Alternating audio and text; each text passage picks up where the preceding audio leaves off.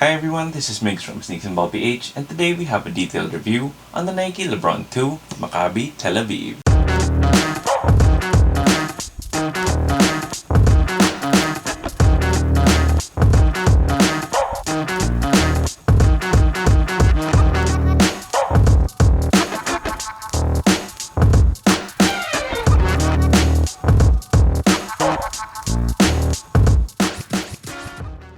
Before we get started, if you do end up enjoying this video, please make sure to leave a thumbs up down below. Then if you have any comments, questions, or any suggestions for future videos, please feel free to leave them in the comment section down below as well. Then I'll also make sure to leave a link to the SNBPH Facebook group down below. So I do hope you can join us over there because that is a place where we talk about sneakers and basketball quite a bit, and it's also where we have the SNBPH Steel Cabinet, where I, as well as a lot of our other members, take some shoes that we no longer use and put them up for bidding at way below market value. Then if you haven't already yet, please do make sure to sub to the channel because it really does help us out quite a lot. Then with that being said, after 18 long years, we finally have a retro of the Nike LeBron 2. The Nike LeBron 2 is definitely a shoe that I've been looking for so long, and it has pretty much escaped me until today. I mean, if you have been following my channel for a while now, or if you watched some of my videos in the past, you might know that I do collect LeBron signature shoes, and I'm a pretty big LeBron fan, which is why here at home in my own personal collection, I do have the LeBron 1 to the 19. I mean, at least now I do since we have the retro of the LeBron 2, but prior to these being retroed and being released to the public again a few days ago, my LeBron collection was always just missing the LeBron 2. It was definitely something that took up quite a bit of my free time, just looking for a pair of LeBron 2s to add to the collection, anywhere from StockX to GOAT, or even the Facebook Marketplace. I was able to find a few pairs on sale and they were mostly on GOAT, but there really wasn't anything that seemed like a good deal because they were either too beat up or too expensive. In the end, I never bought any of those LeBron 2s from GOAT, and that did prove to be the right decision because we now have the retro in 2022, and not only that, it came in the Maccabi Tel Aviv colorway. The Nike LeBron 2 in the Maccabi Tel Aviv colorway did used to be a super rare player exclusive pair that LeBron used in a preseason game in 2004 against Maccabi Tel Aviv. I have been saying this quite a bit in my recent LeBron retro reviews, but I'm just really happy with what Nike is doing by bringing back some of LeBron's most iconic shoes in retro form, but not only in the regular colorways, but releasing them in previously unattainable colorways, like with limited friends and family pairs and player exclusives. I do hope, especially as a LeBron fan, that Nike continues doing that with the LeBron shoes, but I also think they should do it with some of their other athletes, like maybe release a Kyrie 1 PE or a Kyrie 2 NBA Finals PE, or maybe even release some shoes from KD's line, like the KD 4 in a nice colorway like the Weatherman's. Aside from the nostalgia of the pair and the fact that this was a PE colorway back in the day, I was also really excited to get this pair in hand because I really wanted to know if these performed well on court. The Nike LeBron 2, from its tech specs and just having it here in hand, is definitely pretty similar to the LeBron 3, and in my own personal opinion, that's a good thing. Of course, the LeBron 3 was a bit on the heavy side, and the LeBron 2 is as well, but with the Nike LeBron 3, it did have really good traction, really bouncy cushion,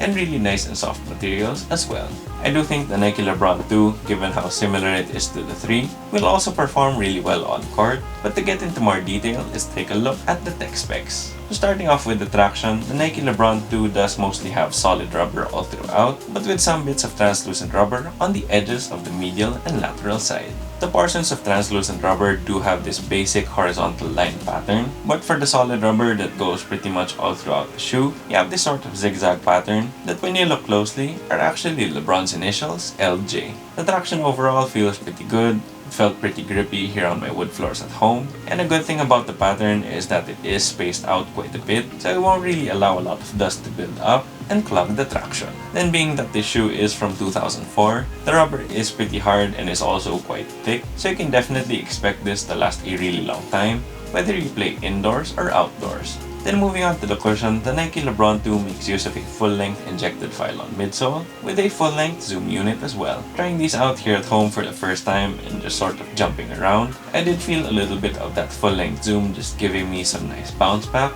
but it definitely feels like it needs some breaking in just like the LeBron 3, since it also has a plastic cage around the midsole. This plastic cage on the midsole for the LeBron 2 does go full length here on the lateral side, but on the medial side it's only on the back half of the shoe. It is definitely there to provide some stability as well as some more torsional support, but it's definitely one of those things that you just have to take your time in breaking in so you can maximize the cushion fully and get that really nice underfoot zoom comfort and bounce. Then also, since the zoom unit is within that injected pylon, the shoe doesn't feel as high off the ground as some other LeBrons with that full-length Air Max or that full-length visible zoom. Then moving on to the materials, the Nike LeBron 2 does make use of a lot of leather, but also has some textile in the form of ballistic nylon. The ballistic nylon is found here at the forefoot and the midfoot, and actually feels pretty similar to the ballistic nylon on the Jordan 11 Concord. Ballistic nylon is basically just a tightly woven textile that does actually feel pretty good in hand and moves well with your foot, but is also really strong and durable. Aside from the ballistic nylon here at the forefoot and the midfoot, it pretty much is just all leather. And even though I don't think they used actual leather for this, it definitely feels really soft in hand and also has a nice tumbled texture. You also do have some more of that soft leather, but this time it is perforated, and you can find it here at the tongue as well as the top of the heel. You also do have some plastic with this gold external heel cap here at the back, and with the rings for the strap here at the ankle collar. Speaking of that strap, it is all leather, and the good thing about it is that you can take it off the shoe if you want something that feels a little bit more free around the ankle. I really wish that all shoes would do this if they have a strap, because for me personally, straps are a bit hit or miss. Sometimes they fit really nice, and sometimes they're just really a big pain. So I just really like having the choice or having the option, and I like that they did that with the LeBron 2. Then rounding out the materials, you do have these nice rope laces, and a nice and padded sock liner, which does feel pretty interesting since it does feel pretty smooth and silky, and also has some dimples on it as well, which I think feel really nice on foot. Then moving on to fit and sizing, I did go true to size with the LeBron 2, and it fits me pretty well, although it's a little bit on the snug side. I usually do just go with my usual size 10 with all of my LeBrons, but when I first got these and tried these on, it did feel pretty snug at the forefoot, which did make me wonder if I made the right choice or if I should have gone with the 10.5. After walking around a little bit though, it started to feel like it fit a little better, but it still does feel pretty snug around the forefoot, so if you don't like that feeling or if you have a wide foot, go up half a size. Then if you do have a normal width foot and you like a snug fit or you have a narrow foot, you should probably just go true to size like I did. Then moving on to the aesthetic details, the LeBron 2 is a pretty simple and clean shoe overall, but it definitely has some nice details and touches all around the shoe. Starting off with the outsole, that solid rubber is all white, and then like I said a while ago, the traction is his initials, LJ. You also do have that translucent gold rubber and a gold Nike swoosh here at the middle of the heel. Then moving on to the midsole, some of that rubber does come up, especially here at the midfoot and the forefoot, and then you do have white for your injected pylon. The plastic caging on the midsole for the lateral and medial side is in metallic gold, and then here at the medial side of the heel, you have some embossed Zoom branding. Then moving on to the upper, all of the leather pieces are in white as well as the laces and the sock liner, but you do have that punch of gold from the ballistic nylon here at the forefoot and the midfoot. You also do have some more gold with this Nike swoosh at the bottom of the lacing, as well as these plastic lace loops here at the second and third eyelets. You also do have some more gold here on the ankle strap with this pretty huge Nike branding on the lateral side and your L23 logo on the medial side. Just like with the strap, you do have another one of those L23 logos here at the heel of the lateral side. Then here at the back, you do have a gold external heel counter with LeBron debossed in the middle. Then for the last aesthetic detail, which is personally my favorite, and the reason why I probably won't use the strap, you have some laser etched patterns in gold here at the top of the tongue and the ankle collar. It is mostly just abstract shapes, but you do have an L23 on the medial side, and of course the LeBron Lion on the lateral side.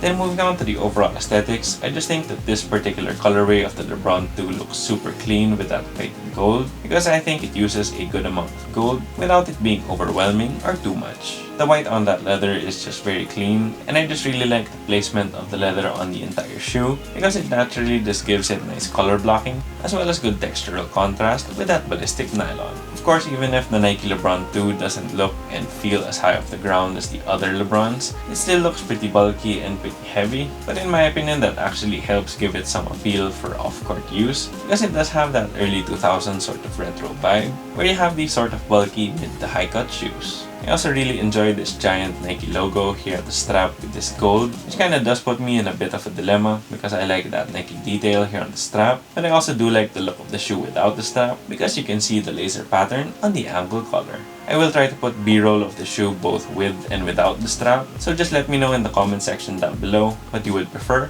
if if you'd prefer it with the strap or without it. Overall, I just really like how the shoe looks, but I think it's mostly because of that white and gold colorway, since I'm not really the biggest fan of the black and red LeBron 2, as well as the LeBron 2 in the All-Star colorway, which is all gray. I just think this Maccabi colorway in that white and gold would look super killer on court, and would actually also look pretty good as a casual shoe in some athleisure outfits. Then moving on to the price, the LeBron 2 retails for 10,595 pesos here in the Philippines, or $215 US. You are mostly paying for nostalgia as well as the limited nature of this colorway when it was a PE, but you can also get it to use on court because, like I said, the traction is pretty grippy, the cushion is really nice and bouncy once it breaks in, and the materials feel very good in hand and on foot. Just of course remember that this is a 2004 LeBron, which means that it's definitely gonna be on the heavy side. So there you have it, guys, that was my detailed review on the Nike LeBron 2 Maccabi Tel Aviv. Once again, if you did enjoy this video, please make sure to leave a thumbs up down below.